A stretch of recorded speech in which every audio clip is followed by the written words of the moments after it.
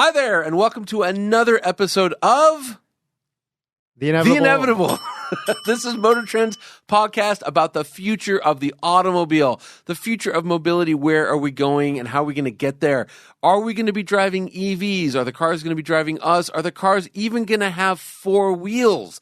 And I bring that up because our guest today is the head of design at a company that's going to make an electric three-wheeler. That is also powered by the sun. Yeah. If you can believe that. I'm Johnny Lieberman. This is Ed Lowe. Our guest is named Jason Hill. And he has a very long and distinguished history in automotive, including not only going to the famed Art Center School of Design, the transportation program, but also teaching at it and working at a bunch of car brands that you know and love. And he's also here really, though, to talk about this three-wheeled vehicle that we've heard a lot about for a very long time. So let's talk to him. All right, so welcome, Jason Hill, Chief of Design for Aptera, also founder and president of 11 LLC. Welcome to The InEVitable. Yeah. Oh, stop it. So here's this horrible joke that isn't funny. So every time that word gets said, he'll ring that bell. So It's great. Yeah, so use it as much as you like. Yeah, I think it kind of ruins the show right off the bat. No, so I good think job, it's great. Okay, so Jason, we are very curious about Aptera, and we can either do this, go right in, or you want to go chronologically and start with... Well, let's establish his street cred. Who are you? Yeah. Why are you here? I hear something about Art Center. You graduated with honors in 1990. Correct. Who are you a cohort with? 1990 would have also been who else? Anybody we would Anybody also famous? Sure. Thank you. And good morning. Yes. Let's see. 1990 August. I was in a class with some really talented people. Chip Foose was a cohort. Oh, yeah. Right in that world. And also looking upward, there was people like Richard Kim. Yep. I'm sorry, not Richard Kim. Yeah, Richard Kim. Richard Kong. Oh, Richard Kong. I'm getting my Richards mixed up. That's okay. And Nate Young, Dave Merrick from Acura. Oh, no kidding. Right, those Yeah. when I was in early school, those were the guys you looked up to. What was Dave Merrick like? Now, if Dave Merrick, same. So Dave Merrick, he sort of looks like the evil professor from the Despicable Me movies. Yeah, he's been on brand this entire time. It's awesome. Mohawk back then too? Various, yeah. Okay. Yeah, if I recall correctly. But then the guys, we touched on this morning, the guys behind were people like Derek Jenkins and Franz von Holzhausen. I was gonna say. So there's a whole period there. Just in case you've never heard our other episodes, Derek is the chief of design for Lucid, and Franz designs Teslas. Yeah. And Franz actually mentioned that we had the whole thing about Chip Foose. Yeah. And I was sort of amazed that Franz doesn't look that old. And I always think Chip Foose is, I don't want to say it again and diss him. Sorry, Chip. Yeah. I always feel like Chip is a lot older than everybody, primarily because he does a lot of hot rods. But he's actually a young guy. He's young for the hot rod era, so to speak. Yeah. Okay, cool. So that's Art Center. We were talking about this a little bit, but it's like, you're now at Aptera, but also, Derek and Franz. So there was, back in the early 90s or even late 80s, you guys were, now you're all doing EVs. Like what was in the water? Was it aerodynamics? Like what was? That's a great posit because, with design and design education, especially Art Center, like you have to be living in the future, and you have to be like super positive about the trends that are coming. Yeah, and to tie it to what the school does, but I noticed something because I no longer teach. Right, I don't instruct there. But that you used to teach there. That's right. Yeah, that's right. For over 25 years. Oh wow. Okay. So, but that was. You do that on the side. You do one class, or two classes. What classes were you teaching? I was really lucky because I got to teach a class in second term, kind of the foundation, and then for a period I was also teaching the 8th term. So you get to see the sponge become the rock. And so is the second term is that they're still drawing like circles and squares all day? Yeah, super foundational, right? Like just basic proportion, basic, but also tasking them with thinking about the future. And my point is that really about 10 years ago or roundabout, everybody, the young students, like, don't want to say kids, but the young students were like, I want to work at Tesla. Right. And that was kind of the time I realized like the world's changing. Interesting. Yeah. And you see like number one, it's like I want to work at Tesla or SpaceX, like for engineering. Right. That's a huge draw. But the students kind of they feel it and they have no fear. Right. They don't have any legacy baggage. Right. Right. We had two Art Center students on. Yeah. I don't think they were not drawn to. Well, I mean, Maggie was Volkswagen, and I'm blanking on his name. Preston was it Preston? Yeah. He was, I think, Aston Martin. So they've good taste, but yeah. But no, I mean that's awesome. I guess what I'm asking is though, like what in the early '90s, were you thinking like cars will be electric in a couple of years, or was it more like beauty and proportion are all important, but so is efficiency and aerodynamics? Like what was in the water? Yeah, I think all of that for sure, because you foundationally learn about beauty and proportion and judgment, right? Design is just discrimination. Discrimination, right? And to me, design is it's a collection of judgments and decisions. That's right. And then you get to the place where it's like, well, how do you push the boundaries? Is it horsepower? Is it speed? Is it efficiency, and then I've always been drawn to the aerodynamic side personally. Right. And there was always a project where you could kind of express either that drivetrain, select a drivetrain, and posit like hydrogen, or it floats, it flies, it's electric, it's gas, whatever. Right. So kind of that whole mix, and then you go out in the industry and you realize they're nibbling around the edges, and we've got to a place where it's no longer like science project. Right. The EV thing is real, viable, totally viable, and totally inevitable. There you go. Yeah, I've got one for you about Aptera on that, but I'll wait on that. So you see projects within companies where they try things like, oh, this is electric, or this is hyper aerodynamic, or whatever. Right. So and then it just kind of flipped at the right time. Right. The future kind of pulled this forward, and that's what we're doing at Aptera. It's like the future is actually pulling us forward, right? Instead of just kind of into a box. I want to challenge that a little bit. Well, hang on, I know you want to attack Aptera. Hang on, I want to. No, not. I'm not. I want to challenge that statement that it was actually pulled forward, because we are. It's 2023 when we record this. Tesla Model S, MotorTrend Car of the Year in 2013, 10 years ago. Which means it was designed in 2010. Right. That's what I was about to get to. But I feel like we're still only now starting to really see the ramp from major manufacturers. And there was probably like a 3 or 4 year period in between where they're still like, this Tesla thing's not it's for the birds. It's not working. Like why did it take so long? Like to get the manufacturers to really on board? I will give you my point of view.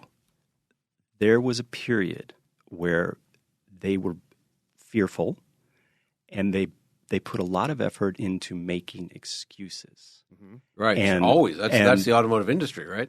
Totally. Catalytic converters will put us out of business. Totally. Airbags will put us out of business. So instead of building a product around a mission and an infrastructure, they built excuses for 10 years. Right. And that's what I've seen. But every company was doing it, and they used it in a way that I saw that was like, this is why we're not doing it. Mm-hmm. They couldn't get out of their own way. Mm-hmm. I don't know if you remember this. Years ago, I was on a roundtable, probably like 2014, with Durheimer when he was running Audi for a hot second. And he said something really positive about Tesla in front of a lot of people. And he was out like weeks later.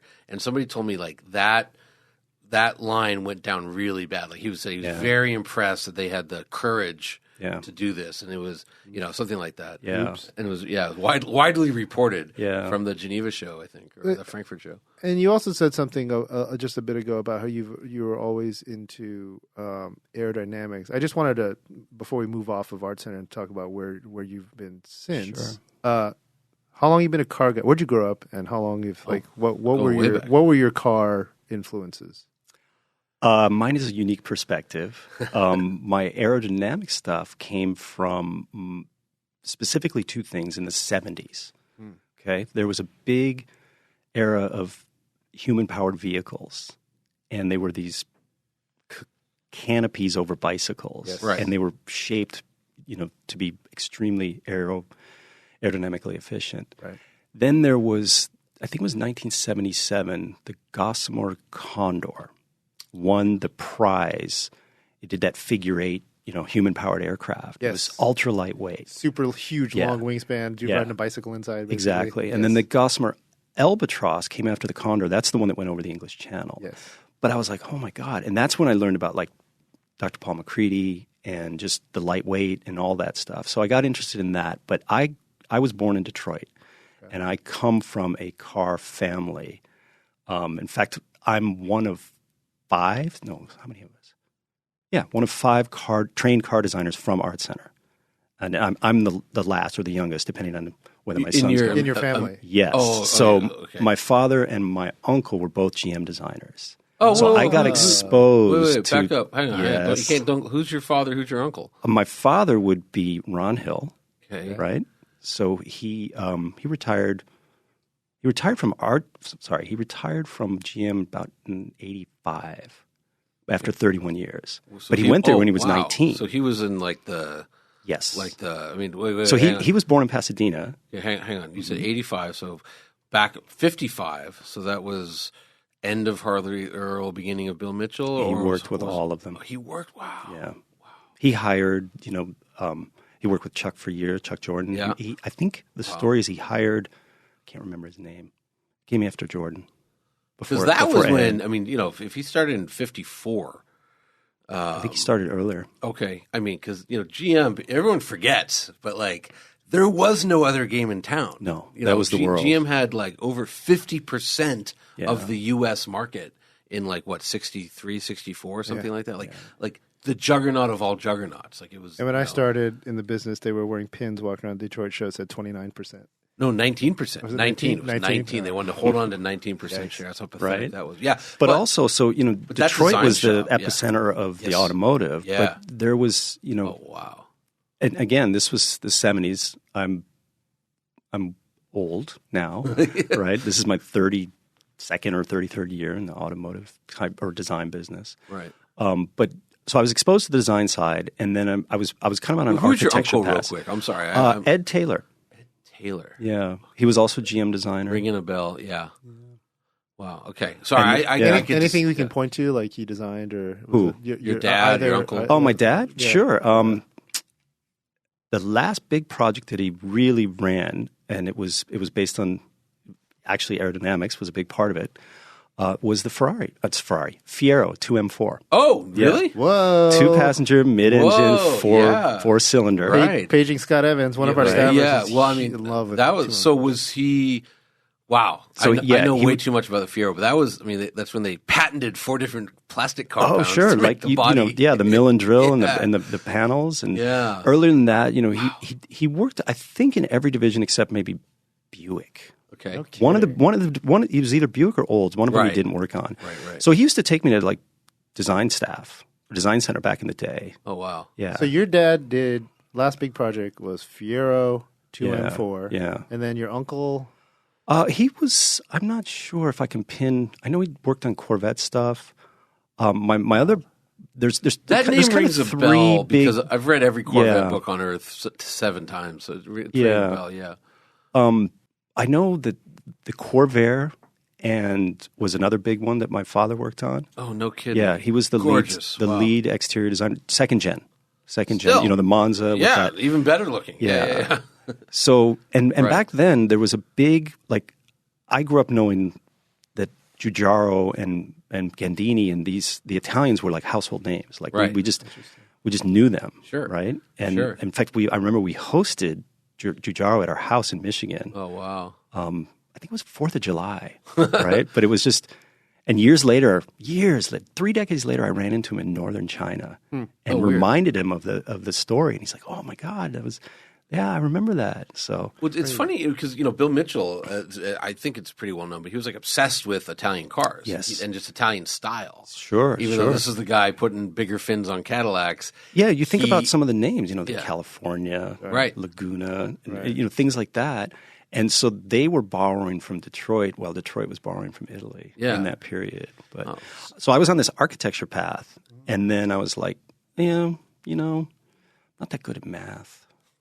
design's kind of cool. But you you grew up in a car family. You grew up so obviously in the driveway were every manner of GM vehicle, or was there no rebellious streak? You didn't have like a Mopar or something? No. Ford hidden in the barn. No, this was when GM was everything. So there was my dad had a new vehicle every 3 months. Okay. I mean, and you know, I used to work for the software company a lifetime ago, and in the late '90s, we had a project with GM's legal department, Mm-hmm. and you know, for me it was exciting because I got to I was very young, and I got to rent a car, and I could, one day they said, hey, you can pick out any car you want because I got enough status, and I was like, I want a Subaru. Mm-hmm. I'd never driven a Subaru, I was like 24, and I show up, and they're like, you can't park that here. I go, what? I go, who cares? I go, no, you can't park a Subaru in the GM lot. And I go, and this was back when they were not in the Ren Center. They were in a pretty dodgy part of town still. Mm-hmm. And I'm like, where do I park it? They're like, not our problem. And I was like, oh, God. Yeah, it was weird. I really come from that, steeped automotive background. Right. What'd you take your driver's test in? Let's see. Great question, and I do not recall. I know the car that I drove consistently like senior year in high school. Which was? Pontiac J2000 station wagon. Oh, my first car was a Pontiac Parisienne Safari. There you go. That was a big car. It was a big car. Bizarre GM speak for a station wagon. Silver, like medium silver with this weird, it was a manual, which was great, right? Front wheel drive manual. Yeah. So on the floor? Yeah, not on the floor, on the console. No, sorry. Okay. Like forward. Yeah. Oh, okay. Yeah. That's pretty. Do you cool. have a fondness for? So that would have been the 80s. Which part? The driving in high school. Right? Yeah, 80s. Yes. So then, let's just say try to be polite. Cars from GM of that era, a certain build quality. Is there a fondness? Do you look back at those like, man, those are like, or are you like, it's. Here's the fondness I have for that era. Suburban. Yeah. Diesel. Oh yeah. Winter. Yeah. Or summer. Because we used to take that Suburban from Michigan to southern Florida. Huh. And, you'd only had to stop once for fuel. Right. And it was so big and it was so, roomy. I mean, look, I remember driving a couple years ago, like an 89 Suburban. And I remember thinking, I'm like, this is literally the greatest vehicle ever. or at least the greatest GM vehicle. It's all been downhill. It was all getting to this point. And it was perfect. It's just like a perfect vehicle. It wasn't a diesel, but it was, But that's kind of the one that jumps to me as like an impression. And also, let me just say, my Pontiac wagon had 273,000 miles on it when it turned into a 7-cylinder, and then it went another 5,000 before I finally had to donate it. Parisienne. Parisienne Safari, baby. Wow. Brown on brown on brown. It was nice. The best, yeah. With roll-up windows. It was. So this is before SUVs. And so people who towed horses around. When I grew up in Thousand Oaks, there was a lot of horses. They would order these stripped out station wagons with like truck transmissions to tow their a horse somewhere. And so my dad bought it like it was a demo model or something. But so it had AM radio, like a station wagon with no options. So it was like manual door locks. It was bizarre. Well, how does a guy? You're born and raised in Detroit. And you come from a GM family. How did you not end up at College of Creative Studies? Like, why? Good question. My father is a native Californian. He was born in Pasadena and went to the Art Center. When it was on 3rd Street. Okay. So I had visited California a lot, to my grandparents, and I just wanted to be not in Detroit. Not Detroit. Yeah. Also, I mean, and again, this ends up so this podcast has many themes. One of them's cars and EVs and all that stuff. The other one is LA and our love of LA. And the third one is like we're like the unofficial Art Center booster mouthpiece. Yeah, there booster you go. club. Okay. Yeah, I just judged the Art Center car show the other day. Right. They should be sponsoring us. CCS versus Art Center, like are they in that era? Are they at the time?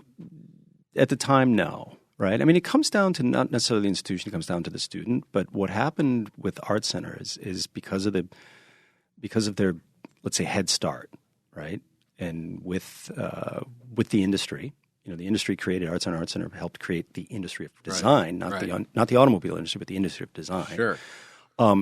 It just has its own gravity. It attracts more of the higher capable or higher talent, either natural or born We're more motivated. not saying anything new when we say Yeah. people want to come to Southern California. Yeah. You know? And And I also, Art Center's convinced the world, I think, that the light in Southern California is the best way to look at a car, right?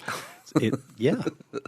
You know, that's why every design studio winds up here. Right. You get the influence because you're not. It's less seasonal, Right. And you think about the industrial belts where most of the autos were headquartered or founded, and they're all kind of at a certain latitude. Yeah. And the weather changes. And you don't have as much daylight. I mean, you Exactly. know, you get even in the winter here, you get 10 hours of cloud-free sunlight a day. And so if you're dragging cars Aptera's outside, working off of that too. Yeah. I would also Sunlight. say there's also a little bit of groupthink when if you just stare out at your corporate office and everything in the lot, to your earlier point, was bought on the A plan or the X plan. You would just be Exactly. convinced that, oh, there's no other cars out here but the ones we build. You No, come out to that's California. a huge blind spot. Right. Right. Well, that was, you know, it is because, you know, it was doomed. It didn't work. But when Cadillac moved to New York, I remember, I can't remember his name, but he was a CFO at the time. And they said, why are you doing this? And he goes, look, it's really easy to look out my you know, Ren Center window and think Cadillac is a very successful luxury brand. Right. But if you go to New York, it's not. You know, and I thought, I'm like, taxi cab that's companies a great, are. Yeah, that's a great point. Yeah. It didn't work out. But yeah, it is a blind spot. It is a blind spot. Okay, so I think to your point on how Art Center creates gravity and the industry helps Art Center and Art Center helps the industry, there's a lot of externing that happens, right, in your Both, years. yeah. And then you went, so did you do anything fun, any fun internships? I did. I got really lucky on both my internships. So in 1988, I went to a company for a summer internship called Prince Corporation. And I was pulled there by, I think I mentioned earlier, a guy named Nate Young, who was just a brilliant designer. And he came from a graphic design background and then ended up, I remember he did this really cool vehicle with GM, one of the show cars, a Pontiac one. It was really wild. And then he graduated and he went to this company called Prince. And there was a guy named Stuart Reed who was heading up their design. Oh, yeah. Right? Stuart. So Stuart and Nate were like, yeah, we want you to come. And that company was... Real quick, Stuart Yeah. Reed is the head of the transportation department at Art Center. He's the chair of the transportation He's sort of department at Art Center. the wizard behind the curtain that is automotive design. So I go to Holland, Michigan, and this company is focused on, they got their start in sun visors. And then they built it up out of that, and then they were acquired by Johnson Controls. Oh. Right? So then that became like the interior design supplier. So, Johnson Controls, the massive supplier to. and I think Johnson actually spun that interior design, componentry. Again, they started with like the visors, and then they went to the headliners, and then center consoles, and door panels, and overhead consoles, and all that stuff. Huh. So, that was, and then I came back. That was after fourth term, and then came back, and then the following summer, I sent a package of slides. I don't even know if I sent it FedEx. I might have sent it mail to Renault in Paris, because I had heard another Art Center guy who was like, "Oh yeah, he's interning in Paris." I'm like, "Paris? Yeah, Renault? That sounds good." Right. Again, not Detroit. Right. Sorry, not Detroit. And I'm like, I sent slides to Tahiti. there you go. the Paris of the Midwest to actual Paris. Yes. Right. So that was summer of '89. So I went to Paris to do an internship at the Advanced Design Studio for Renault. What was advanced? Like, what were you? French cars in the early '90s. So what? Anything super funky? Lights on the lights. Well, they're French. It's always super funky, right. That was before Gone. That was just before Gone. Yeah, before Gone. This was still like Patrick Lucumont was the main design guy. Okay. Oh, yeah, I have no idea. And then this was right kind of around the time when they started developing the Twingo. Okay. I was Right. going to say a Twingo or Espace, right? Or Oh yeah, the Espace. I mean, crazy. that was So, cool. did you speak French? No. Or, sorry, no. No. Parles-tu français? No. No. But I learned enough restaurant French to this day where I can, order the bottled water. So I'm always curious on an internship where you're not. Is it because there's so many people from other countries coming that it's in English? That's part of it, but they also want to, there was people that couldn't speak English, but they also want to practice. And I got that in Germany too when I lived there. Right. So you kind of find the balance, but most car studios in my in design studios they're pretty international. Yeah, oh yeah, right? definitely. And that was the GM thing. Like we lived overseas twice, so that was another reason. Like I could see beyond, Oakland County. Yeah. That's important. Right. Okay, so then after Renault, came back, finished school. Excuse me, and Mercedes-Benz. yeah, I graduated in August, and I had an offer with Mercedes to start the following January. So that would have been 91. And before that, I took a contract with Aerovironment to do a clay model, and we ran that at the wind tunnel at CalTech. And that was my second time being at CalTech in that wind tunnel. And the first time was when I came out with my father. He did a trip because they were running scale models of the Fiero at the CalTech wind tunnel. Oh, really? Wow. Right? So I've always been involved in wind tunnels. Wow. So, and now they're virtual, but some are, yeah. Mostly. So Mercedes 91. So what were you working on? Well, hang on. Aerovironment's bizarre. Yeah. Because that goes back. I didn't realize it goes back that far, and now I just Googled them. Ed's Googling, yes. Because we had an Aerovironment. Remember when they built the Bird? Right. And it failed? Yeah. Yes. Yeah. So they did the Sunracer. Yeah, the Sunracer, GM sure. Impact. Impact. The aptly named Impact. Right. They are. They're listed as a defense contractor on Wikipedia. Yeah, they I think they grew into that defense. Interesting. But they were that's where the money is. Yeah. Okay. So yeah, Sunracer, that was huge. Yep. But Aerovironment, they designed those airplanes. The and Gossamer they Condor, did, the Albatross, yeah, right. the Impact, which became the EV1.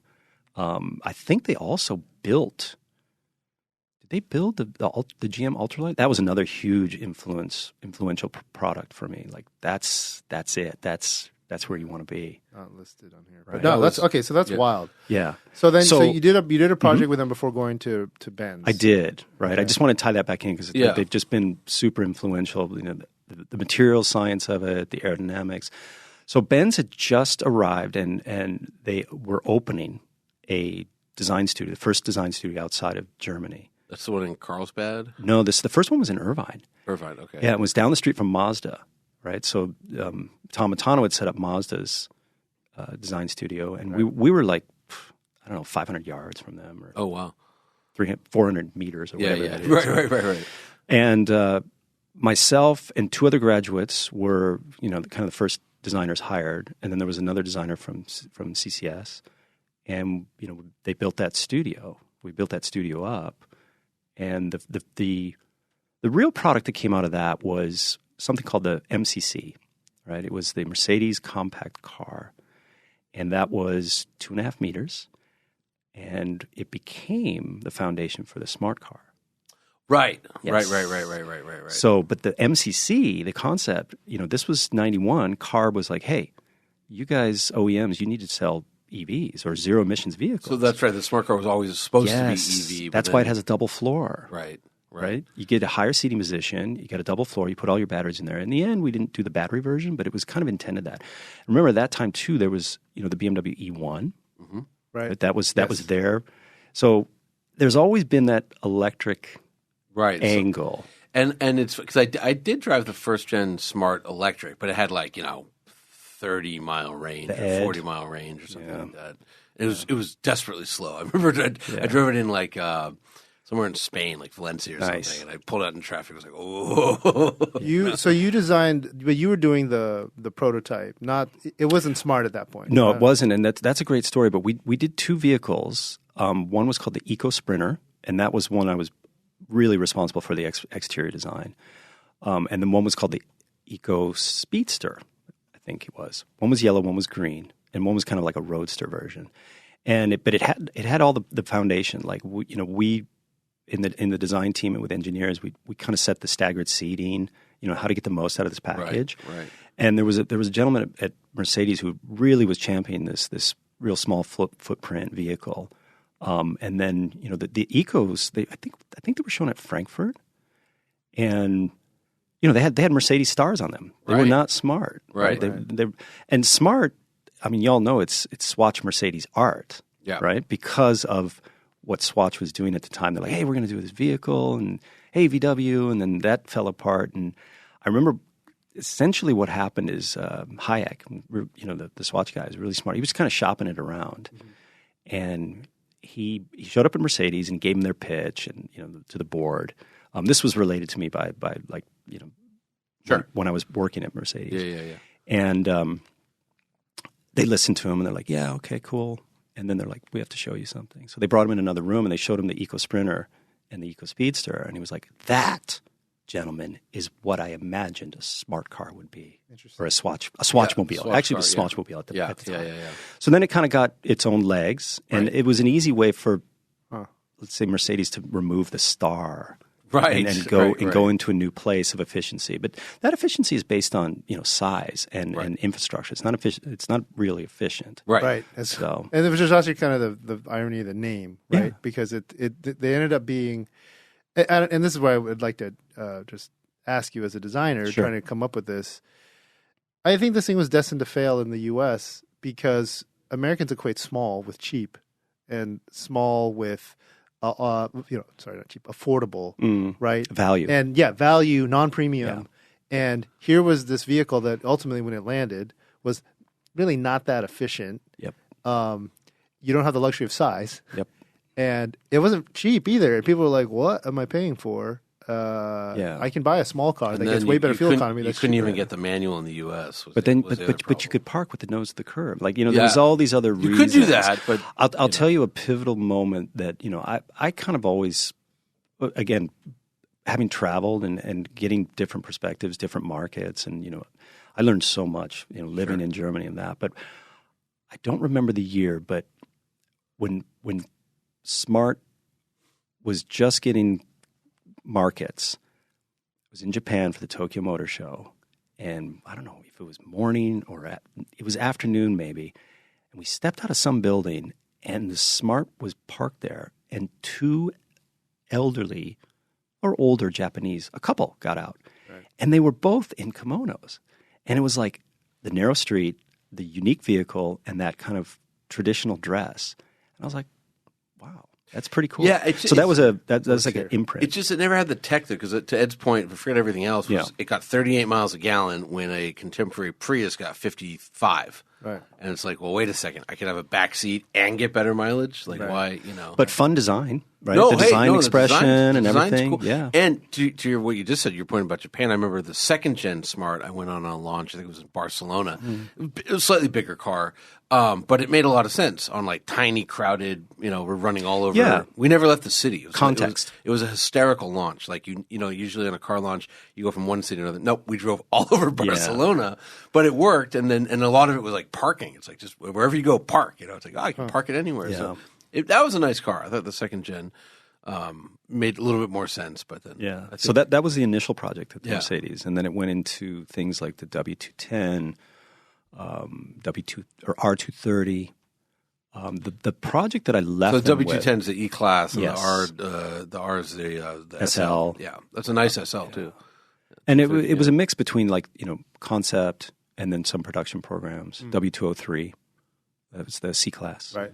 And then I left with a project called Diamante, which became the Maybach.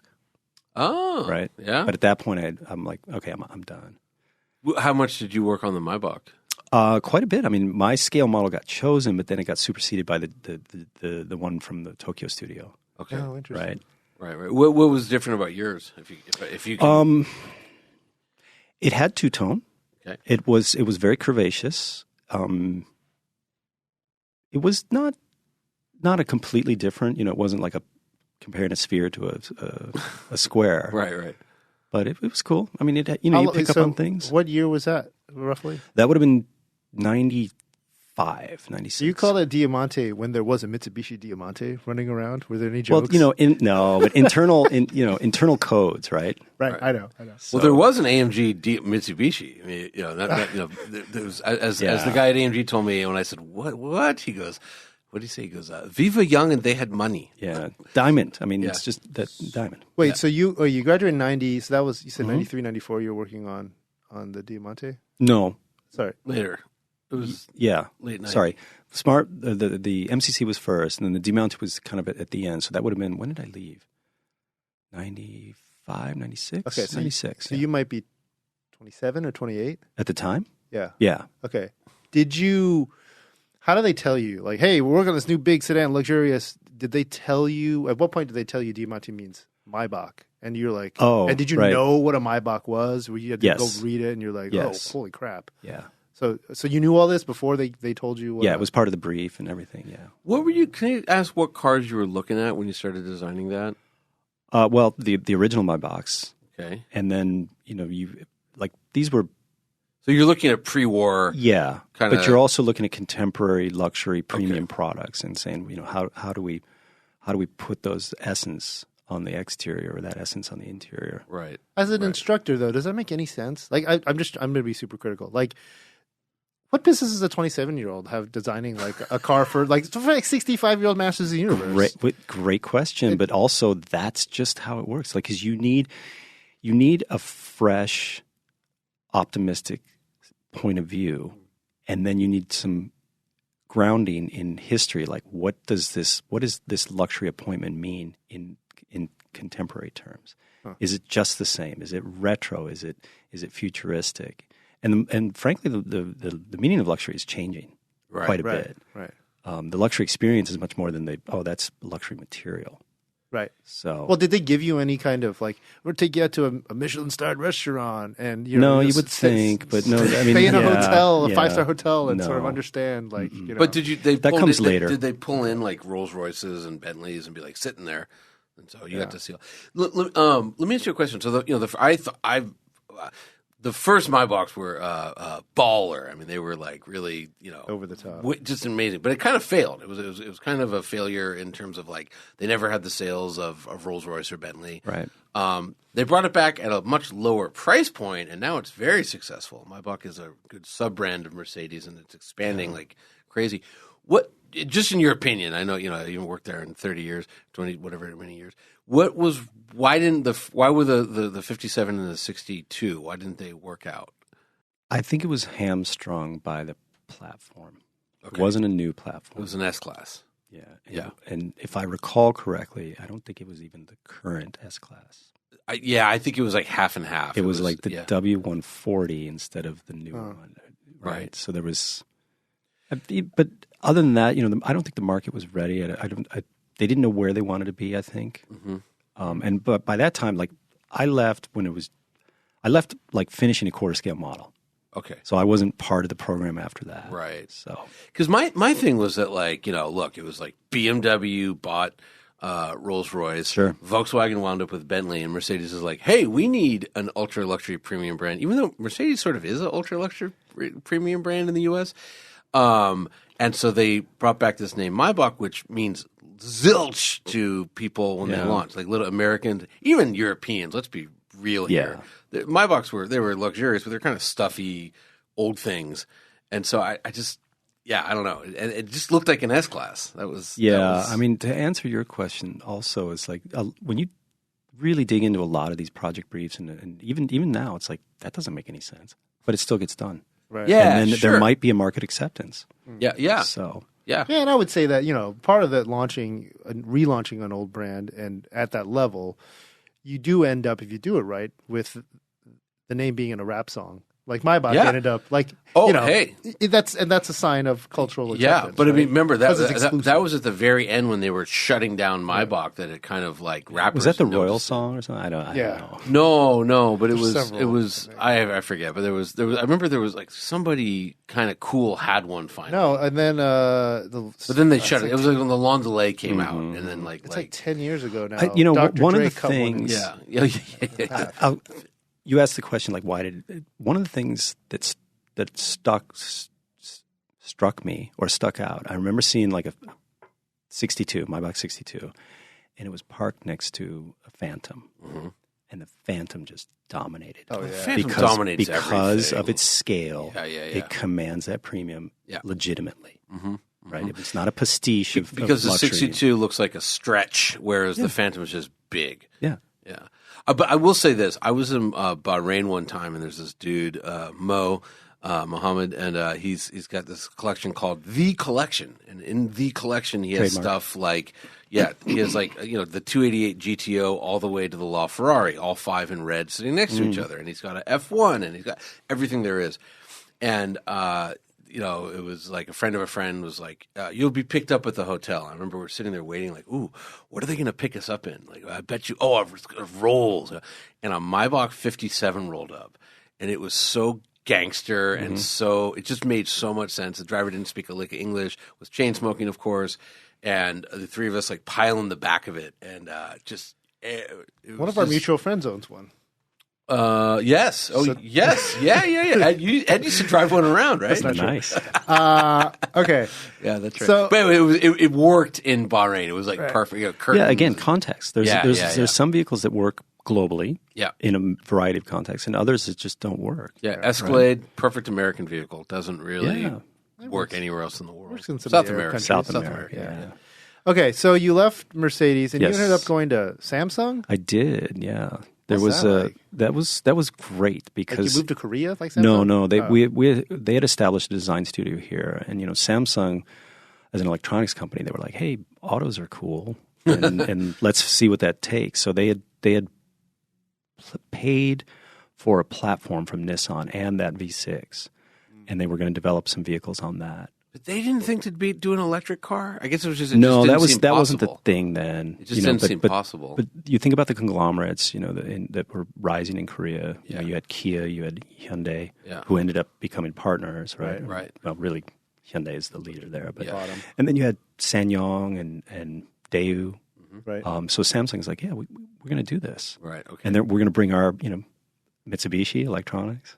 Then cars, same thing, right? So Samsung, there was a blueprint for them to follow, and that was good because I've had Mitsubishi wine and coffee. There you go. Right. Yeah, Mitsubishi Heavy Industries, the ships they launch rockets. Exactly. Same, same with these conglomerates out of Korea. They have shipping. And Hyundai.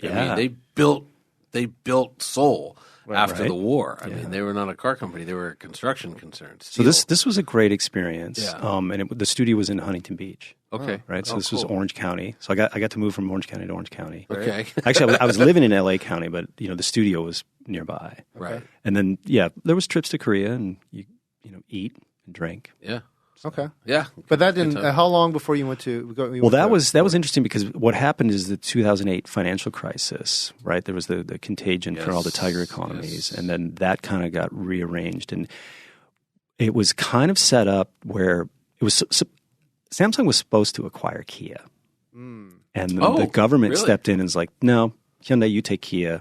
Samsung, you go do something else. Why? Then they partnered with Renault. It's like you can still buy like a Samsung vehicle. They develop them with Renault and Nissan, and they sell in some Middle East, or GCC.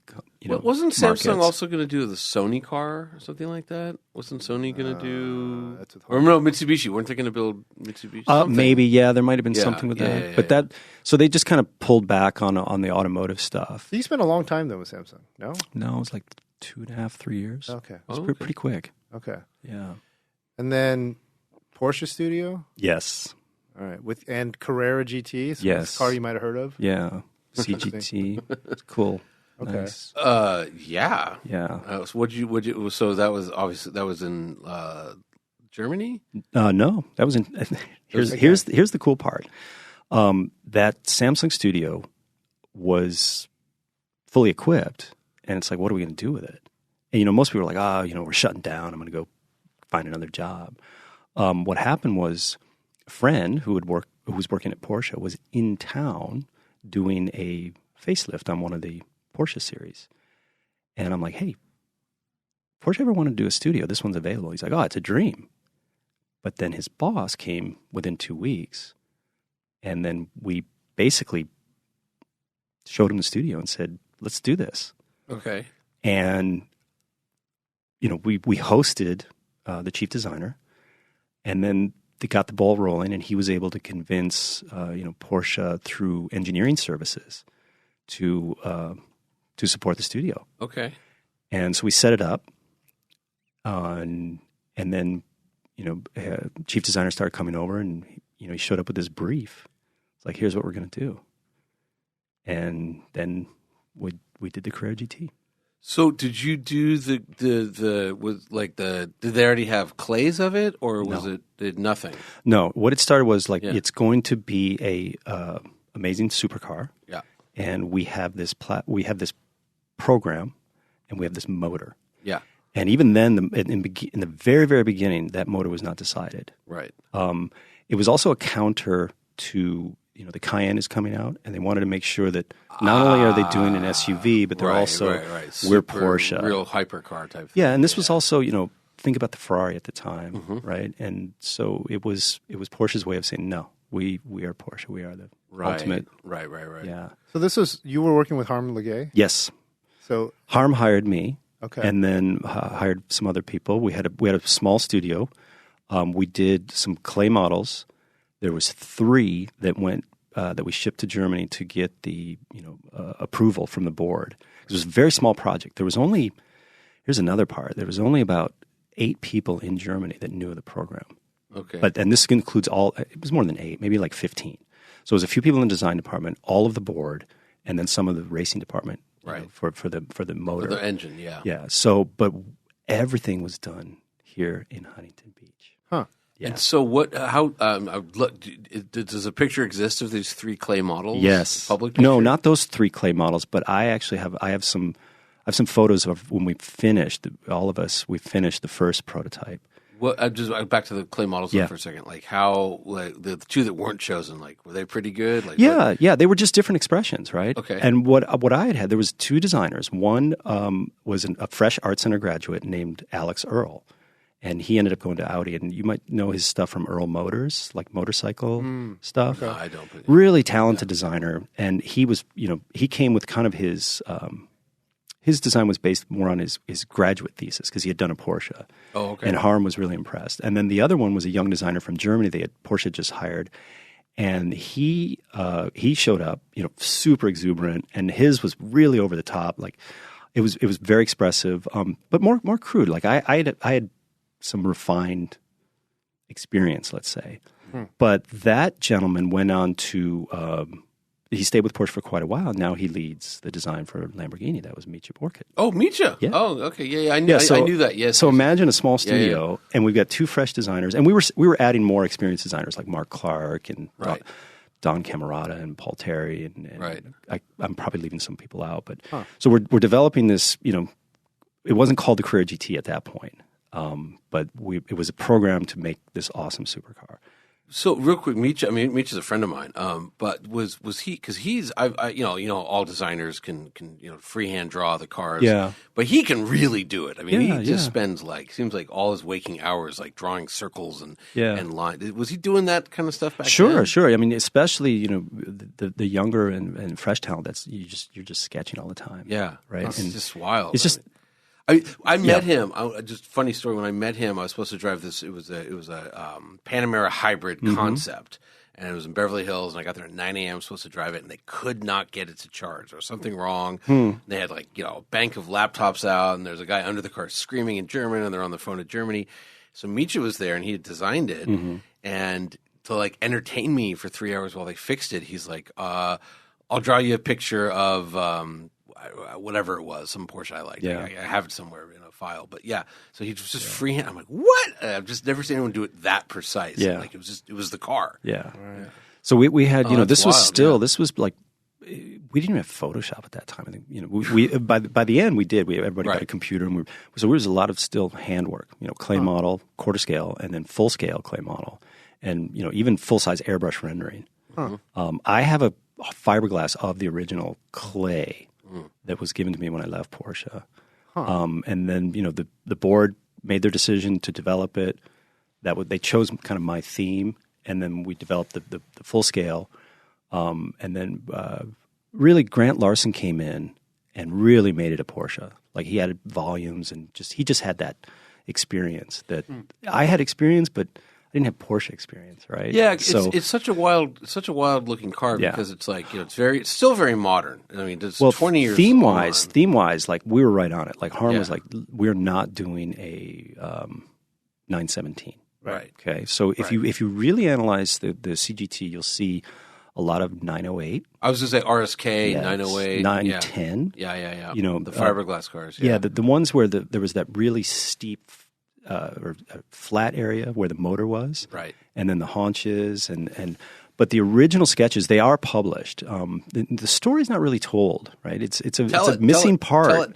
Well, I remember my boss even saying, and a guy, Roland Heiler, he was running the studio at the time, and Roland's like, they've just changed the history. Like, they didn't really tell the story. But there is some, like Auto and Design has an article, and you can see the original sketches, my signature, name, and a date, and you can see, theme. Right, the theme of the way the line comes off the rear bumper and forms the edge of the rear wing, the stacked headlights, the intakes on the side. This is like late 90s. So yeah, then 99. when you were doing the headlights, yeah. were you guys looking at this was sort of like 996, the fried egg. The fried egg, yeah. Was there blowback at that time about going from the circle to the fried egg? And then you guys didn't influence CGT? I was looking at cool Porsche race car headlamps. Okay. Look, obviously Carrera GT is gorgeous and everything. Did you guys ever notice that it looks a lot like an anaconda? Like it's like a snake head? What? Is that like head on? Was that something? No, but okay. yeah. And if you look, we ended up GT1. Yeah, GT1, but also it's really kind of like to put it in Harry Potter terms, parcel. It does have snaky. There's those fangs up front, and if you look at the show vehicle, you'll see that those fangs actually had integrated fog lamps that didn't make it to production. And I did not work on the production vehicle, but things like the way the engine covers were. And the roll hoops and that integration, I wanted a metal instead of Ferrari was like engines under glass. Right. But with the CGT, it was Harm coined it as lingerie for the engine. Right. It was kind of teasing. Yeah. Right. But yeah, that was an awesome time. Yeah. What a cool car to have your name on. I mean, that's just. Well, I assisted. There were so many people. I know, like Mark Clark did a great job on the wheels. No person's ever designed a car, but if they chose your design, but we did get to go to the reveal in Paris, and that was it was rainy, and we had two. That's the other secret is we had built the second vehicle. One was a runner, that was the first one with the V10, and then we had the second vehicle, which was it had the V10, but it wasn't a runner. It was just, and that's the one that was on the stand. But if you remember. They had Walter Roll drive the original show car down the Champs-Élysées and to the Louvre. I think it was maybe that. But it was rainy. It was cold. Perfect for Roll. Yeah. He's and then it was then they did the unveiling at the show. So then they went ahead with the production and by that time, let's see, after that, Porsche Engineering Services was doing a lot of cool projects. So I was going to Japan and China and Korea. Well, no, Japan and China on behalf of Porsche. Yeah. Doing projects for. So and were you also teaching at this time? Yeah. You had started Yeah, I actually started instructing like a year and a half after I graduated. Interesting. Right. Kind of, you start as a substitute, and then you're co-teaching, and then eventually they offer you a class. But real quick, just sure. For those who may not be that familiar with the Carrera GT, this is a car where at the there's been a lot written about it, blah blah blah. But like a couple years ago, it was like a $1.1 million car, and I think $3 million car. No, but they're there's going to be a $2 million one soon. But they're about 1.8. I have a lot of friends when they were at 1.1, kind of like right at the beginning of the pandemic, and people were like, "Oh, should I get it?" I'm like, "Yes, get their Carrera GT. It's one of the greatest sports cars of all time," and they've almost doubled in value. Yeah. And I mean, I know a lot of people that owned them, and then they there was one point where they dipped because I think they were like 400,000 when they were new, something like that, right. 450 maybe, yeah. And then they dipped, and it's like they were for some reason they were like 300, and then they went up to 8, and then fell, and all that. So it's just not that it's the next McLaren F1, but like one life, yeah, got a light clutch and a wooden shift knob. Yeah, the wooden shift knob was Harm's idea. It was an homage to the 917, right? The layered, and we put in some little Easter eggs like that, but that was amazing. Cool car, very cool, very cool. So then, and we're gonna accelerate a little bit here. Sure. You set up your design consultancy. I did. 2003. Yeah. Called it 11. Yeah, I incorporated while I was still at Porsche. Okay. All right, and I started doing some non-compete work, which was developing some products. And then my first client was, when I left Porsche, was Porsche. I went back to work for Roland on contract. Yeah. Yeah. And then it kind of took off from there. Always car or car products? Mobility, transportation, some aircraft, anything that moved. Why is really. it called 11? Okay. My first name, right? The last letter is N. So you go July, August, September, October, November. November is the 11th month. Oh. So 11 comes from my name. I would have never guessed that in a million. Okay, I was born in November, and Got it. I'm like, because I didn't want to call it like Jason Design or Jason Hill Design. Well, you could also say it's Hill, and the last two letters there you look go. like 11. Yeah, that's just as random. Yes. Okay. Yeah. I was going to say it was either turned up to 11 or there's that. yeah, Right. or there's a band that no one's ever heard of called 11, but it was an ex drummer of the Chili Peppers went on to be the drummer of 11. There you go. Original drummer. There's a wonderful winery up in Santa Barbara wine country called 11 too. Yes. Oh. Andrew Murray. Yeah. Oh, I'll have to check. So that you've out. been doing mobility stuff. Yeah. You've done Subaru. with Subaru, Yeah. some Chinese companies. Lots of What'd you do Chinese for Subaru? Subaru, I helped them reestablish one of their studios here. Okay. And was consulting on products, doing some clay with them, and helping them recruit. Wait. This is we've solved the mystery. The joke? The joke. Oh, What is the joke is you tell it because you always well, make it. I get a lot of look, Subarus. Sorry, Dominic. Subarus have a lot of wonderful qualities. Fantastic looks is not one. Well, Right. one of the reasons And- why Subarus are so affordable is they save money on the design Yeah, stuff. so And I was on a launch, and anyways, it was like the new. I think it was the new Outback. It was kind of like noticeably worse looking than the one that came before it. And we all sort of said something to their head of PR, good friend of ours, Dominic Infante, and probably a few glasses of wine in. He goes, "Hey, we save money on designers and pass the savings on to you." Wow. And I've used that line. Like, I know it's a knife in his heart every time. And he was kidding, obviously. Yeah. But it's there's some. And that's not true. I certainly like the WRC era of the sedans of the Impreza, the WRX. Hey, STI. I've had two Subarus. Yeah, Look, and here's the thing: when I bought my Bug-Eye WRX, I'm like, that's weird looking. Now I think it's great. Right. And then the one that came after, I had the 2006 WRX. That's the best looking one. It's Time will do that for you. Sure. Like it'll make you appreciate things, and the Subaru. It's an engineering company. Yes, and, it is. And, yes, it but is. At the other end is Porsche's an engineering company. But look at the mesh that that they have with design and style. Right. Yeah. And the Subarus have their own style, but there's a really good process. Everybody uses a similar process. Let me ask you a question, Sure. though, because it was before we jumped to Aptera. Well, the joke is we found the Subaru designer. No, well, you set up the studio. I know. Yeah. So, Carrera GT designer. We found the Carrera GT. Yeah. But so time. So I was with Mercedes over in Lisbon a couple of weeks ago, and I was talking to Robert Lesnick, great Czech designer, works for them, and we were looking at this new Maybach EV, and he's I asked him some question. He goes, "Man, I designed this 6 years ago," something like that. Yeah. And we started talking. I'm like, "So what do you do now?" He's like, "I just finished all the 2029 models." Yeah, Right. Yeah, you're living in the future. Yeah, it's like it's just is. Yeah. So when do you? Is it one of those things where you hear people comment on the way something looks, and are you thinking like give it time, or are you thinking like you're so 10 years ago? Yeah, it's both. Okay, right, it's both. Some things you just know it's not going to age well. Okay, right. Yeah, and other things you go like, how did no one raise their hand on this? Like right.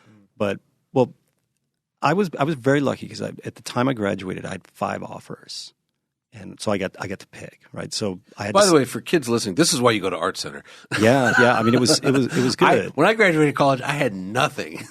Go ahead. So I had Ford. I didn't want to go to Ford. Right. That was a tough call because I really admired their chief designer at the time. Sure. Who was that? Jack Telnack. Oh, that was before Mays. Yeah.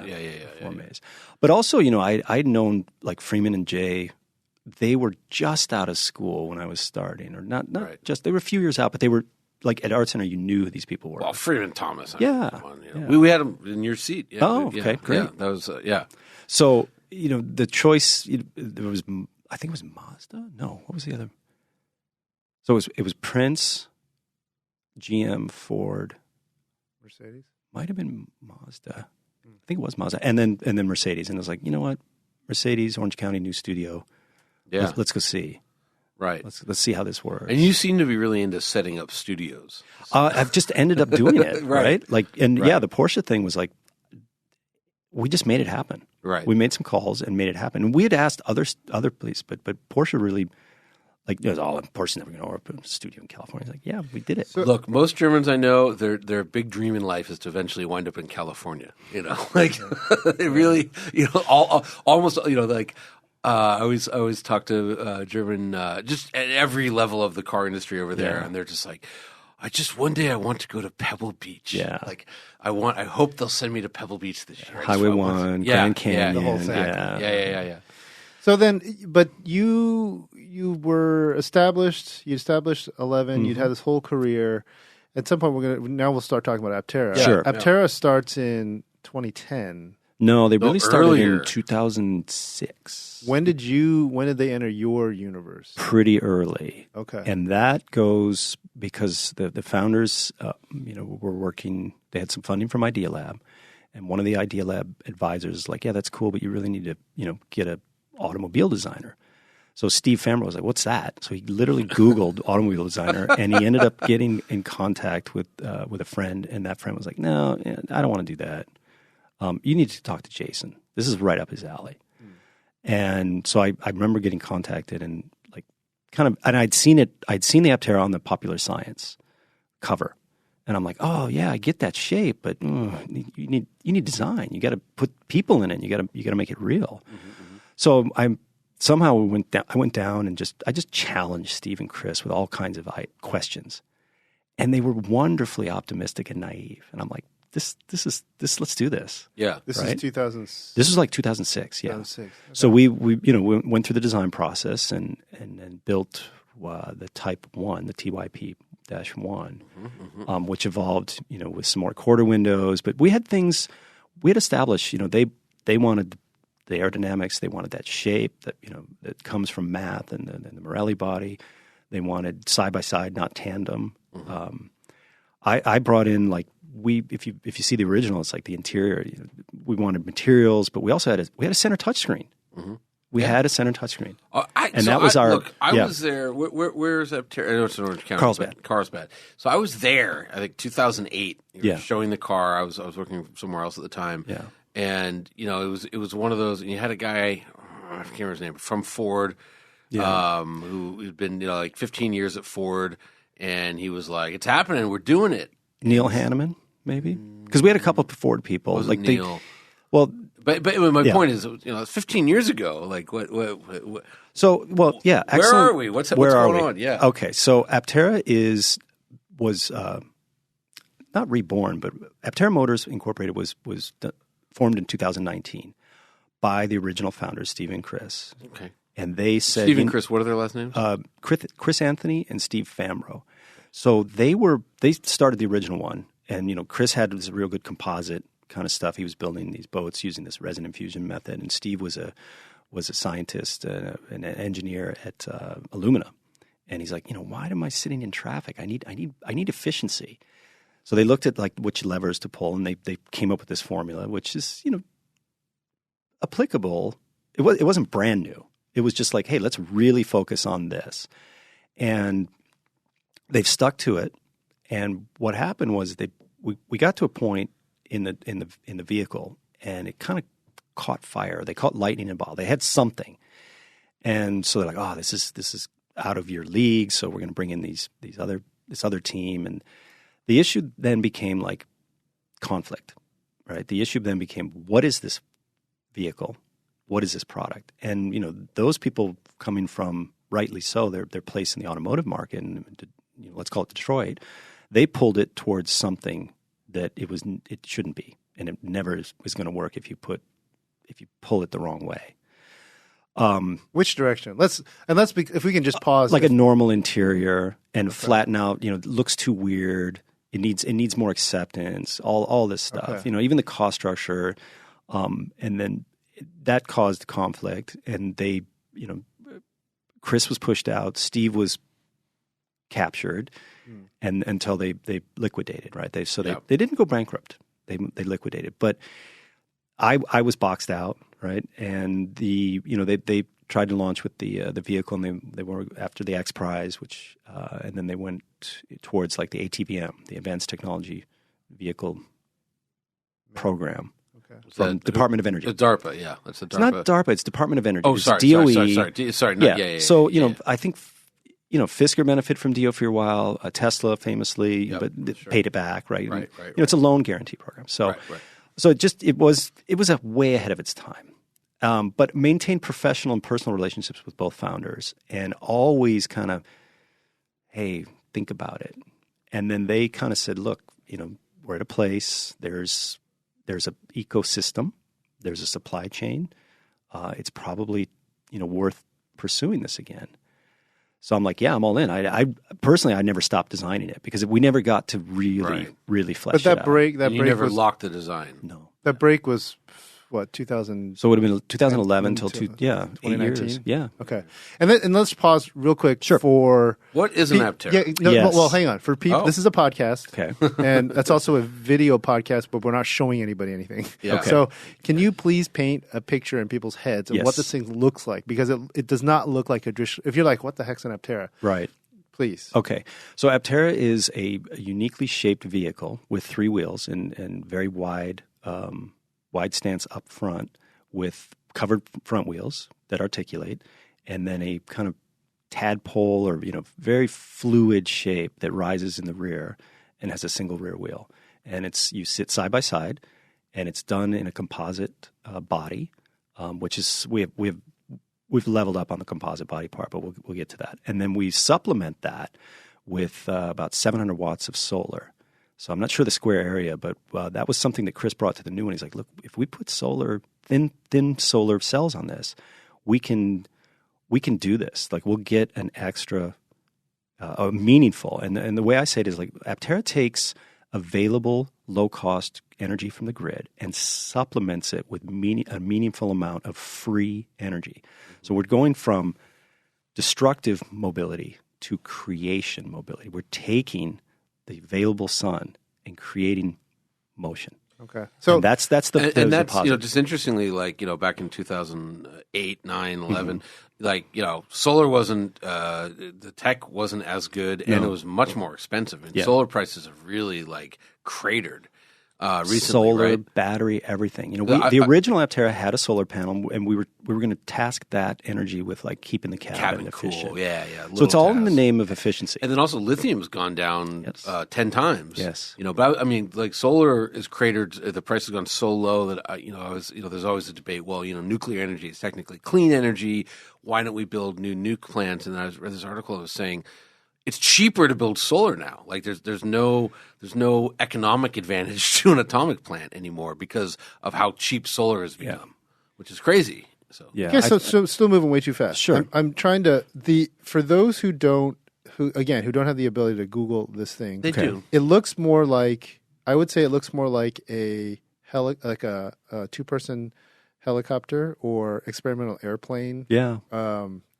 Or even a personal submarine. Yeah. It's very slippery shaped, but up front, the wheels are narrow and they're covered. Yeah. So this thing it looks super wild, and the name means in Greek it means wingless or wingless flight. Right. We prefer the Egyptian. I think the Egyptian meaning is awesome because it means the road ahead. Okay. Sorry, Aptera in Egyptian is like the road ahead, and that's where we are. And here's where I come to. Aptera is in the inevitable future business, right? And I did not know that. I've been saying that before I even knew you guys had this podcast. So we are using technology, and the future is kind of pulling us forward. We're not waiting for it, and we're not competing in any sort of established market. So we stay true to the efficiency. In fact, when the company restarted, I was like, "Oh, here's my chance. We can fix all these issues." And Chris was adamant. He's like, "No, it's going to be the same." And I didn't get it at first because a designer always wants to kind of refresh, but realized like, no, actually, the more we stay to the original vision, and the more we focus on efficiency, and the more we execute, with authenticity towards the original idea, the more we're going to put ourselves in a unique market space, not compete in an established one. Well, let's talk about that for a second, Sure. because when you talk about the efficiency, and it's not in the background you sent over. I'm looking at the Wikipedia page. What is the range? I've seen estimates between 250 to 1,000 miles with the 100 kilowatt hour battery pack. So we're targeting an efficiency, and we're launching the first vehicles will come with a 430 kilowatt battery. Okay. Which will effectively give you 400 plus miles. Okay. Right. And then you make a smaller battery and you go 250. There's a 600 mile version, and then eventually like the 1,000 mile. So and it's still in its. Excuse me for interrupting. You plug in to charge it, and you get solar. Yes. Okay. And how fast is the charging? Can you get up to? Let's say. I don't know. That's on our website. Okay. And it's been or a video on YouTube it'll say the charging rate. Okay. The thing you want to look at is we can take a third of the same energy or a third of the established energy, let's say, and go the same as current like auto market EVs. Or we can take the same energy and go 3 times as far. Because we have a 3x efficiency in a lot of metrics. So what's the weight of the vehicle and what's the drag coefficient? Drag coefficient is a 0.13. Oof. So the most efficient car currently on the market, Lucid claims 0.20 and Mercedes claims 0.20. Yeah, I think Mercedes is like a little bit ahead. I've talked to some. What about that VW tadpole thingy? Didn't that? I thought. XL1L. I thought that went under. That was like 0.9 or something. 0.19. Right? Very small vehicle. Yeah. No, that was. I drove that. It was awesome. That was amesing. Yeah. That was an amazing. Okay. Car. We keep going. So we're going to be about 0.13 is insanely low. Yeah. We're going to be around 1,700 plus pounds. Oof. Dry weight. Okay, but which 1,700? That's insane. Okay, okay, but then let's be clear here. Yeah, you are, and it's. Is it a cheat code that it's a 3-wheel, right? Because this is it's not a cheat code. It starts as this will be less rolling resistance, less complexity, and it's a spear point to establish like an efficiency ethos, and the motorcycle and autocycle designation allows us to meet, we have to meet certain things there. Then you go the next step, which is like, okay, what else are we going to do? We're not going to jeopardize the safety of the user, right? Because part of the thing, I think one of the reasons why it doesn't weigh as much is you don't have to crash test this the way you would have to crash test a 4-wheeled vehicle, correct? It's a different, and imagine Aptera will have to be tested in a different way. But we can do the same test also, right? But you're not federally mandated to do that test in order to sell it. What I'm trying to say is like, is like one of the ways you get to 1,700 pounds is by like taking out safety. No, not in this case. And airbags? 2 airbags, passenger and driver, forward airbags. Yeah. Don't need them on the side. That's a whole nother story. But what we have now is we've engineered a product with our partners where everything starts from like that safety specification. Whether we have to do it or not, it's like you still need the strength in the seat, right? And not just the lightweight or the cool material. You need the strength. And that anchor, the seat needs to be anchored by a mandated strength. There are places where we don't have to do those things, but most places we're hitting that. And then you start with basic automotive packaging. You say, this is your occupant, this is their head swing. You can't put them too close to the either the header or the glass or whatever, right? Right. And then it works out from the integrated system of the safety belts, the anchors of the seat, the airbags. Then it works out to the structure. And the structure is amazing. This is where we get with our Italian partners and our engineers where this is what they do. So this is what do they call it? The Motor Valley in Italy, so I know that the Alpha 4C and a carbon tub and a lot of parts are. Italy has a real big history with composites. Yes, Lords of Carbon is a great kind of foundation. You can watch that on YouTube, Lords of Carbon, and it kind of ends with this company that we're working with. And can you say the company? Sure, name? yeah, it's CPC Group. Oh, yeah, and okay. They do magic with composites, and we partnered with them. they are going to build because they have the presses and they have the material right there, and they have the space, and they love the project. So they're going to, start our production line there. So what is it made out of? It's two types of composite. There are some metallic elements too, but the main, we call it a body in natural carbon, or a BINC, right? Or a body in carbon. The main structure is forged. It's CFSMC, carbon fiber sheet molding compound. Okay. And then that's sort of similar to like Lamborghini's chopped carbon. Yes. Yeah. He smiled. Okay. Zoom in on that. No, that's good. That's a great material. It's not sort of. Okay. It is. Oh, okay. Yeah, right? Great material. So then some of the less, not less, but some of the parts are glass fiber sheet molding compound, and they have this process. They have these presses, and you think about it it's like a waffle iron, right? You open it, you pour in some, or not pour, but you place this material, and then you push, and the heat and the pressure, and 8 minutes later you get a part. Yeah, no, that's great tech, because I know Lamborghini worked with Boeing quite a bit in Seattle when they were developing this tech. So if you think about all the vehicles that they've engineered with that have unbelievable performance, but also safety. Yeah, that's what we're doing. Got it. Well, okay, which I get, and I kept stressing for people who don't know the brand, the name, and just to look at it. As a designer, and there's an influx of EVs coming to market, they all weigh 1,700. 3 times as much. Batteries are heavy. My car weighs 4 times. 3 to 4 times as much as this vehicle. How do you convince a consumer that this thing that looks like a tadpole with sort of skinny legs up front is safe against a 6,000 pound, 7,200 pound, 7,200 pound Rivian SUV? There's a few aspects on that. One is going to be, when you dive into what that structure is, and then when we demonstrate, they do the validation testing, they do the FAE, the analysis, the crash, all that. Eventually, we get to publish that, right? Mm-hmm. Right now, it's all still private until we have all the numbers and say, hey, here it is. We will not deliver a product that doesn't meet our requirements.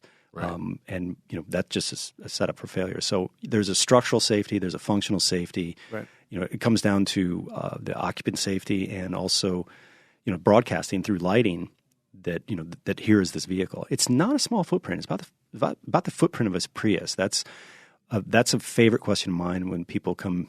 They've seen it online. I remember when I saw one safe in 2008. It was big. That's what struck me. I'm like, I thought it would just be this little. Yeah. Because I'd driven the Volkswagen thing. It's big. Yeah, it's big. It's bigger than you would think. Yes. And we try and put that in context, but it's always a surprise. Like, oh yeah, it's much more fill in the blank in person, and most of it is positive. So what happens is this vehicle does something very uniquely, and it elicits a response. And that response might be negative. Like, it's stupid. No one's going to buy that. Well, we got a lot of pre-orders, a lot of interest, and a lot of support. And, you work with let's say the supply base, and you find out who's like, we don't want to work with you, versus like, oh yeah, we want to be part of this because of what the potential is. I mean, look, just my quick and dirty analysis is like, remember when like Brad Pitt was driving around in a Prius because it was like the hot, like kind of, I don't want to say virtual signaling. I don't like that term, but like, hey, I do, give a shit about the planet. Yeah. Here's my way of publicly showing that. Then Tesla design, as great as they are, man, they're stale. And so this, I could see as like a lot of people like, I want to tell people. There's an expression on that. Yeah. It's definitely a statement. It has an evergreen element to it. Yeah. And that goes back to when I was like, I can change it and we can fix these things. And it's like, no, actually it needs to stay the same. And we don't have the word Aptera on it because it is. Yeah. And there's not even a name for the vehicle. Yeah. It's just Aptera. It's funny you say that because I talk to Porsche guys all the time. Like, really? You got to put the word Porsche in headline font? Like, no one knows the 911's a Porsche. Did you drive here in one? No. Okay. No. we were asking. I was curious. Yeah. When you drive one of these things, what license do you need? Is it an M1 or do you need California M1 is motorcycle license. And C is California is interesting because you don't need a motorcycle license to drive an enclosed 3-wheeler. Enclosed, that's the thing. Because I've been pulled over in an unenclosed 3-wheeler, and the cop's like, "You need a helmet," and I was like, "I do?" Yeah. And he goes, the Aptera is he the looks at me, helmet. he goes, I don't know. Yeah. Well, sure. And there's some educational aspects that Aptera has to do on that. But we started also with look, this is FMVSS, this is DOT. These are the laws that apply here. Right. We're not like trying to figure out how to make it legal now. We started with that, and then we've been filtering through to when we launch production, like, okay, final checklist, we hit all these things. So that, but you don't need a helmet. You do not need a helmet to operate. There might be a state or two, and we have a lobbying firm that is working with the states. Yeah, you're like, hey, this vehicle. So, and we don't have 40 people interested, or 400, or 4,000. There's like we have almost 43,000 people. Majority North America, like 80% plus. They're like, I want that, and so it elicits something. I've said it. It's either a canvas where you're like, oh, I see the future. I want to do this in that vehicle, or it's a mirror and it's reflecting back some either negative things, or it's stupid, or it's going to fly off the highway. My critiques are, one, like, three-wheeler gives you all the problems of a two-wheeler and a four-wheeler. It's like if there's a piece of debris on the highway, you hit it every time. Yeah. That's, I'm just, and look, if one of my cars I would love to have more than anything is a Morgan three-wheeler. I think they're just wonderful to drive.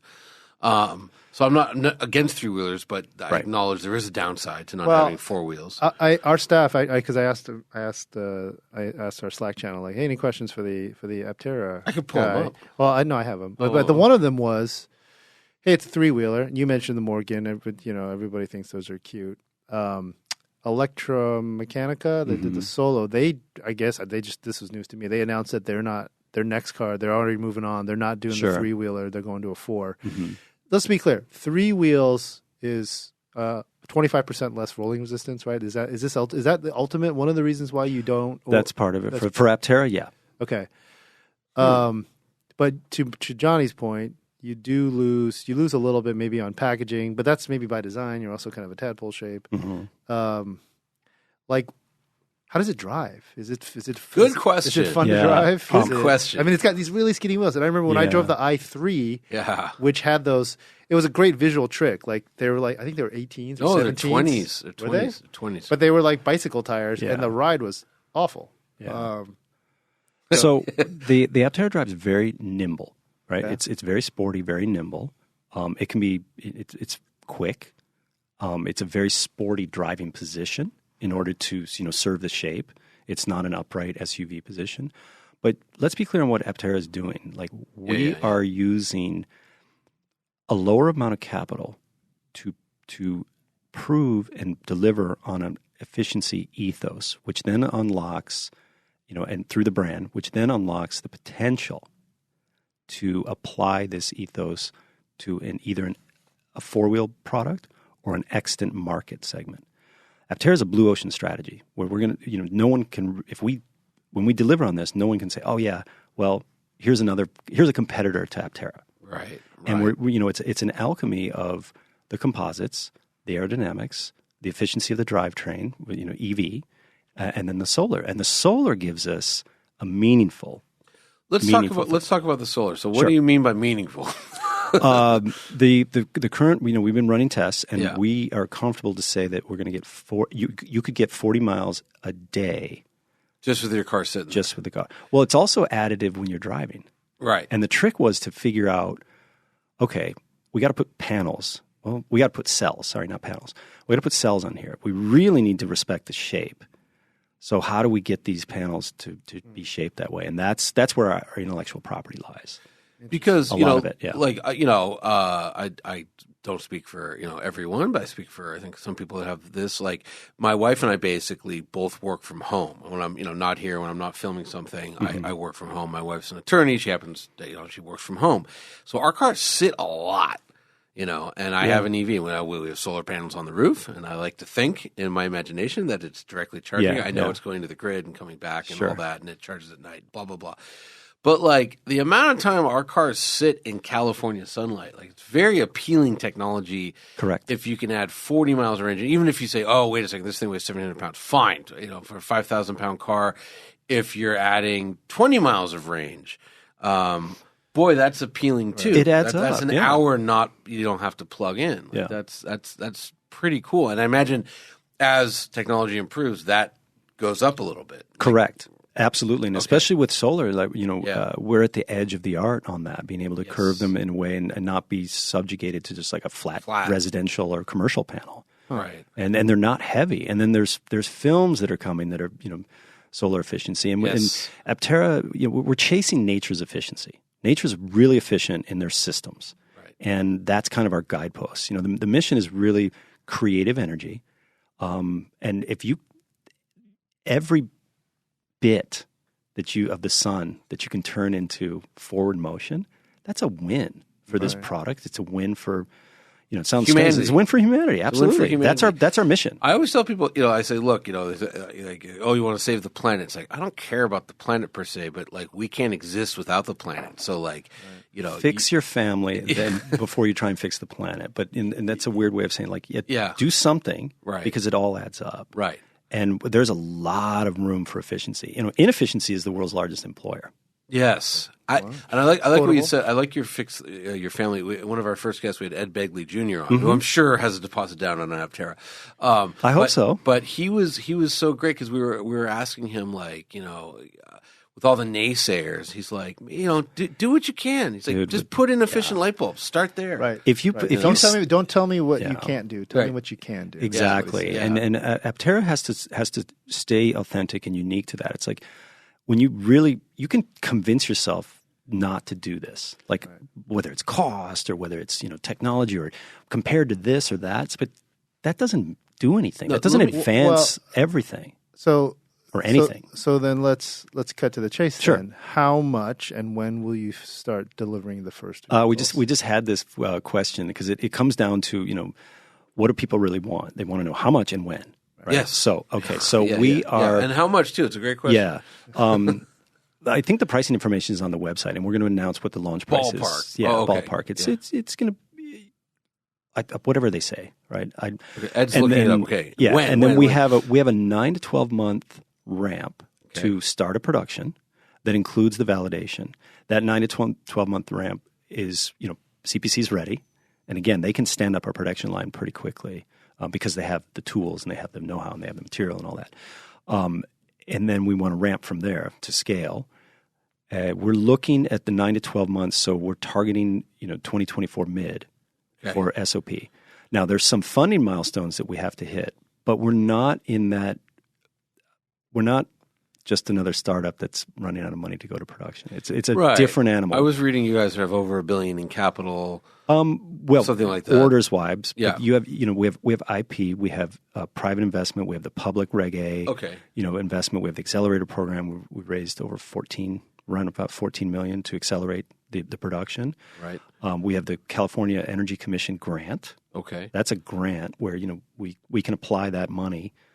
It's been awarded. They did a deep vet. They didn't just go, whatever, here's some money. Right.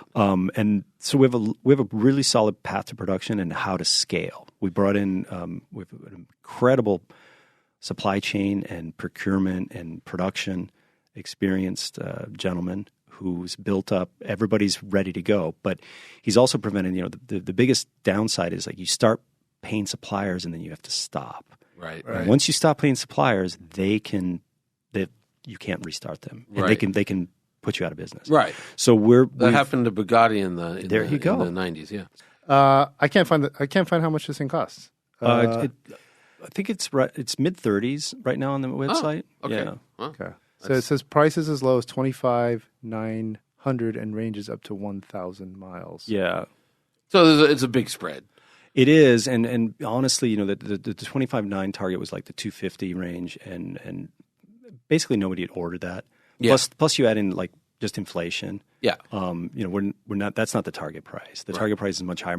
It's kind of you look at the data. People are like, oh, I want this and that, and then they reconfigure it. And even if they're picking the middle, they ended up adding things. So it ends up being a much higher price. And look, I mean, inflation's out of control. Yes. Like cars are, what's the average price now? It's like $48,000. Well, average price. Think about Aptera's value. Like when you peel away what's been engineered and what's going to be delivered, and you really like the price becomes totally value because of the low cost, because of what it's doing, and because of the ability of the vehicle. It's a value proposition like no other. And we have to we're just starting to tell that real story. Like this is the structure. This is all the elements, how it goes together. But when we work with our partners and they kind of dive into the CAD, the release CAD, they're like, oh my God, this thing it's not a project. Right. It's not a science experiment. Let me ask you. It's a very serious endeavor. Have you guys done? I'm sure that it's happened, but like any kind of market research where it's like, if we made a 4-passenger version, we would sell X more. Yeah. We take a hit. It's going to be bigger and heavier.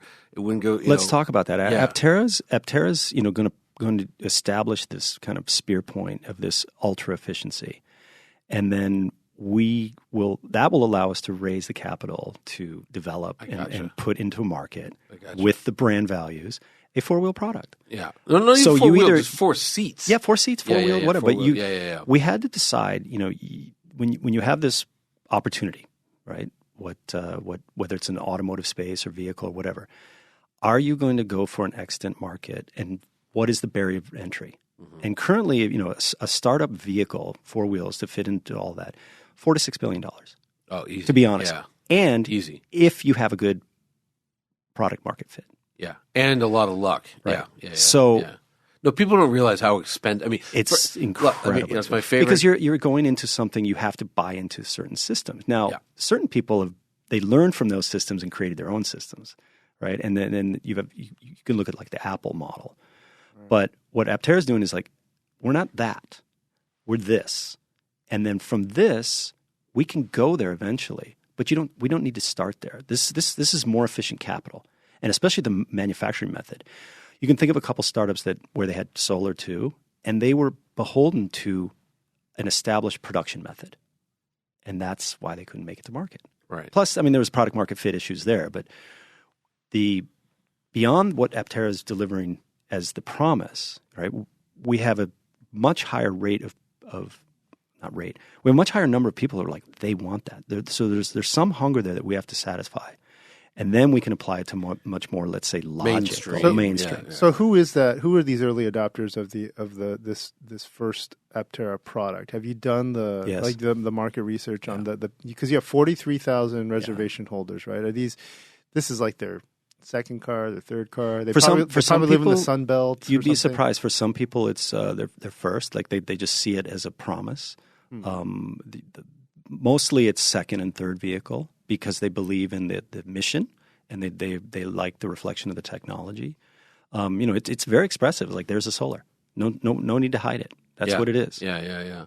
Right? Like and really pure. Right. And nobody lives in Minnesota or you'd be surprised. A lot of Canadian orders. Oh, sure.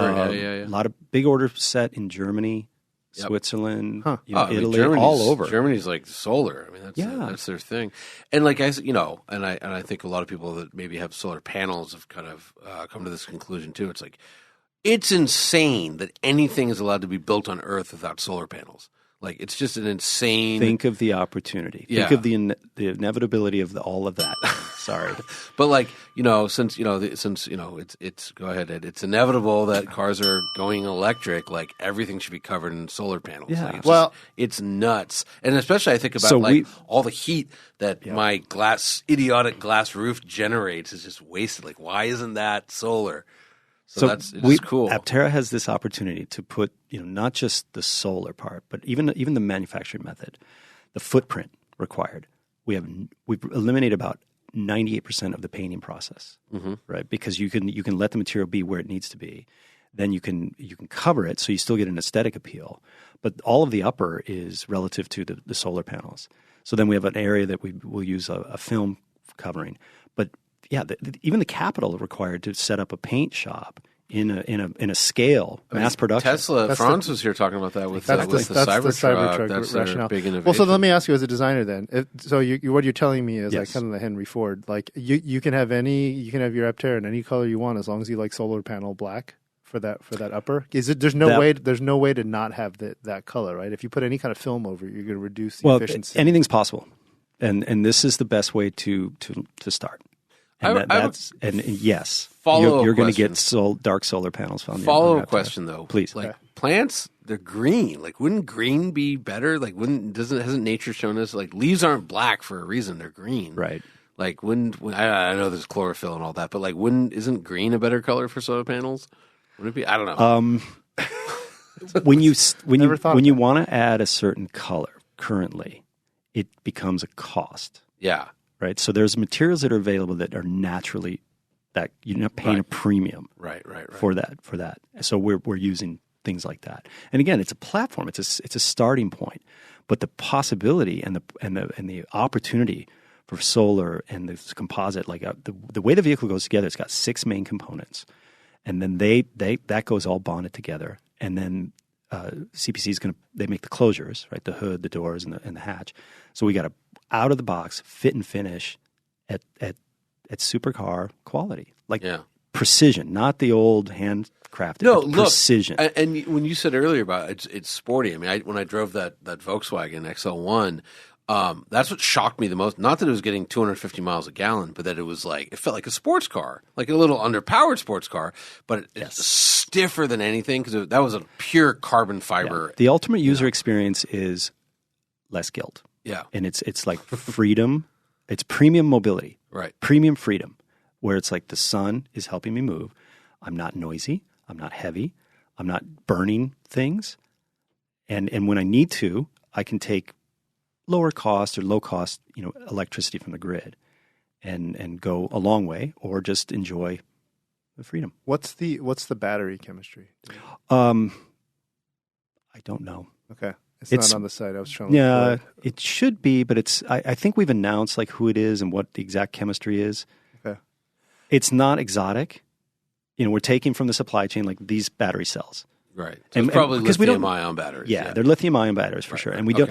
And that's the other thing. We're not creating like the stuff that's already been there and been vetted, and it's just a cost. Mm-hmm. But again, we can either do more, or we can do the same with much, much, much less, or we can do way more with the same. So, right, I mean, I think you're going about their conflict. I think I get your point. You talk a lot about pulling from the existing supply chain. Keep the but cost here's down. the thing: as the industry moves away from lithium ion, the automotive industry is going to move away from that. Just because there's just not enough cobalt in the world to keep lithium ion going, then you guys will just switch the battery to whatever is in the supply chain. Yeah, the ultimate goal is to you have this freedom of mobility, right? Or this premium freedom. You're not worried about the range. You're not worried about the power. You're not worried about the cost. Like all of that goes away if you have the right user experience, and that's what we're aiming for. Well, let me ask you, and this is my last question. And it's a hard one, I feel like. So, Aptera started way before Tesla. Yes, like way before Tesla launched, and it was dormant for before Tesla. Remember, the Roadster was. Tesla was underway. Yeah. Okay. Well, yeah. Okay. Sure. Like in terms of the scale, the Model S. Okay. Yeah. So, but way before Model S hit the market. In fact, you guys put the company on ice right before that. I mean, it was 2010, 2011, right? Yeah. By that time, Steve and Chris and everybody. All the core was gone. In the intervening years, and then the relaunch in 2019. I mean, the market has really started to take off.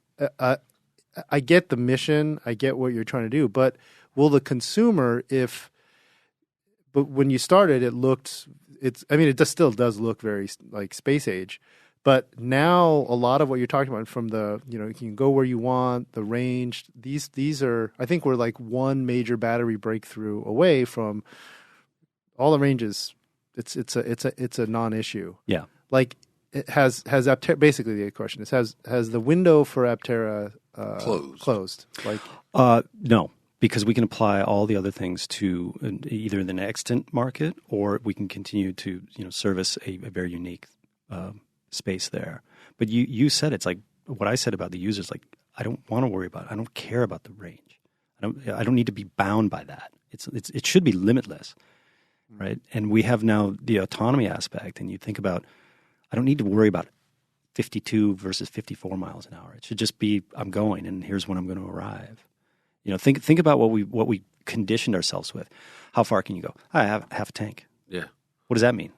Right. And for decades, it's like, oh, I got a third, I'm like full tank.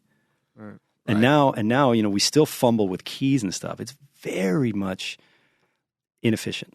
Yeah. So the efficiency part is not just how far can I go. It's what is that? And, you know, you talked about the chemistry. So the answer is no. There's a place for Aptera to grow and be its own thing. And then there's some applications beyond that are relative to, you know, where we want to go. But we've got to deliver on something. Yeah, and I mean, it's look, really like that obviously is like, when can I drive it? That's sure. Like, Yeah, that was actually last. Yeah, like MotorTrend's been covering. We wrote the first one back in 2010. We did the update 2008. Yeah, we just did the update in 2019. Yeah, I haven't driven it. No, I mean, we looked at. I saw it. Nobody on the staff has ever driven one. There's some. When can we drive it? Yeah. It should be next year, early. Okay. Like we, you know, okay. We just showed some tool and die stuff, and when you go and calibrate the machine, you have to make parts. So we're going to start having parts, and then you put everything, together. So we're going to kind of brute force launch it. I would just point out, it's awesome. The little success story of a company called Tesla. Like they had us driving their not even prototypes, like mules. Sure. And we were giving them like, hey, you know, maybe if it handled a little better, that'd be kind of neat and stuff like that. So, interesting story about that, about, you know, the original Aptera is like, before I had met with Steve and Chris, I had submitted to be part of a project from a company called Tesla, and it was the White Star program. Right. Which became Model S. So the White Star, they didn't go with Porsche, the studio that I was working with. They didn't go with me. They didn't go with another contemporary designer. They went with Mr. Fisker. Right. Yeah. And he was brought in to, you know, do that. So very famously. I missed the Tesla thing. Boat, yeah. But I really, you know, as you know, with my background, I was like, I really, like, when I saw Aptera, I was like, yeah, that's where I want to be. Listen, like, you know, smart car, Carrera GT. You seem to have a real affection for two-seaters. Yeah, well, what is that about? It happenstance. Okay, it's just that's not by design. Okay, yeah. Okay, a lot of two-seat. You know, I can sit here and go, logic is a box. Yeah, right. The best, most efficient use of space. I can put the most people, the most things. You know, we move boxes with boxes and containers and trucks. Right. It's really wild, but you know, then you see those large trucks, and they got one small box on the back, you know, on the open air, and it's got that big diesel thing, and it just, none of that makes sense. So there's a lot of opportunity for this efficiency, and that's what Aptera is going to deliver. I was going to say, you know, if you take that, you know, the any semi truck, you know, the Tesla semi truck, and cover it in solar cells, like, hey, that's pretty cool. Thank you. You know, you know, especially if it's hauling too. Think of the solar opportunities. Think of the efficiency opportunities, not just in solar, but across all the ethos of Aptera. We can apply that, and we've done a lot of, you know, front loaded, asking the right questions, not designing the next vehicle, but if we were to attack or, you know, make a beachhead in a section or in a segment, like, what would that look like? What does it have to look like? Right. And that you can imagine smaller vehicles all the way up to, you know, semi, and also, you know, non-automobile or non-truck. Sure. Right. So we have to look at what buildings. You have to look at what the design of the brand is, right? Because Right. you want an unforgettable impression. And, you know, if you close your eyes, there's some products now that, like, you close your eyes, everybody knows what it is. And that's one of our strengths is a very pure and authentic design in service to this mission of efficiency and then the benefits to mankind. Wow. Great. I just made that up. That's great. But great. That's what we live and breathe at Aptera. Okay. No, that's cool. Well, like Jason Hill. Yeah. Chief of Design for Aptera, founder and president of 11 LLC. Designer of the Porsche Carrera GT. And the smart car, which is wild. Well, you know, some yes, I know everyone's a team. Thank you for coming and educating us about Aptera, which means the road ahead. Road ahead. Yeah. So very cool. This has been a pleasure. Thank you very much. Appreciate it.